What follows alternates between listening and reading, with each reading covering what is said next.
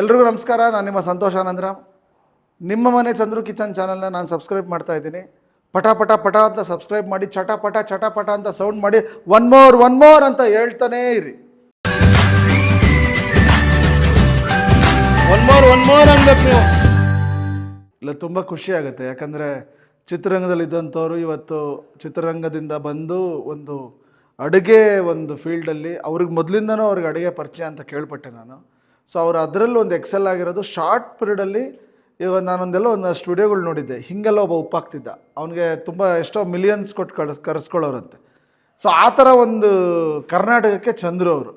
ಈ ಬೆಳ್ಳುಳ್ಳಿ ಕಬಾಬ್ ನಾನು ವೆಜಿಟೇರಿಯನು. ನಾನು ಕೇಳಿದ್ದಕ್ಕೆ ಒಂದು ಪನ್ನೀರ್ ಕಬಾಬ್ ಮಾಡಿಕೊಟ್ರು ನನಗೆ.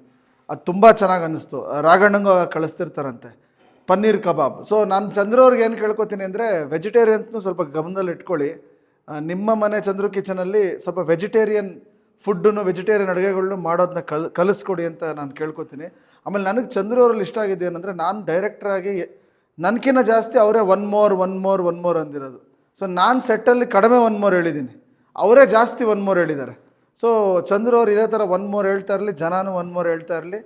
ಸೊ ಬೆಳ್ಳುಳ್ಳಿ ಕಬಾಬ್ ಥರ ಇನ್ನೊಂದಷ್ಟು ಹೊಸ ಫುಡ್ಡಲ್ಲಿ ಒಂದು ಆವಿಷ್ಕಾರಗಳು ಹುಟ್ಕೊಳ್ಳಿ ಅಂತ ಹೇಳ್ತೀನಿ. ಅದು ಇವತ್ತು ಅಪ್ಪು ಸರ್ ಬರ್ತ್ಡೇ, ಸ್ಫೂರ್ತಿ ದಿನ ಅಂತ ನಾವೆಲ್ಲ ಸೆಲೆಬ್ರೇಟ್ ಮಾಡ್ತೀವಿ.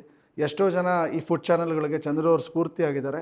ಸೊ ನೀವು ಇದೇ ರೀತಿ ಇನ್ಸ್ಪೈರ್ ಮಾಡ್ತಾ ಹೋಗಿ, ಒಳ್ಳೊಳ್ಳೆ ಅಡುಗೆಗಳನ್ನ ನಮಗೆ ಹೇಳ್ಕೊಡ್ತಾ ಹೋಗಿ. ಯಾಕಂದರೆ ಟೇಸ್ಟ್ ಚೆನ್ನಾಗಿದ್ರೆ ತಲೆ ಚೆನ್ನಾಗಿ ಓಡುತ್ತೆ ನಮ್ಮಂಥ ಕ್ರಿಯೇಟರ್ಸ್ಗೆ. ಆಲ್ ದಿ ಬೆಸ್ಟ್ ಚಂದ್ರು ಅವರೇ. ಒನ್ ಮೋರ್ ಅನ್ಬೇಕು ನೀವು.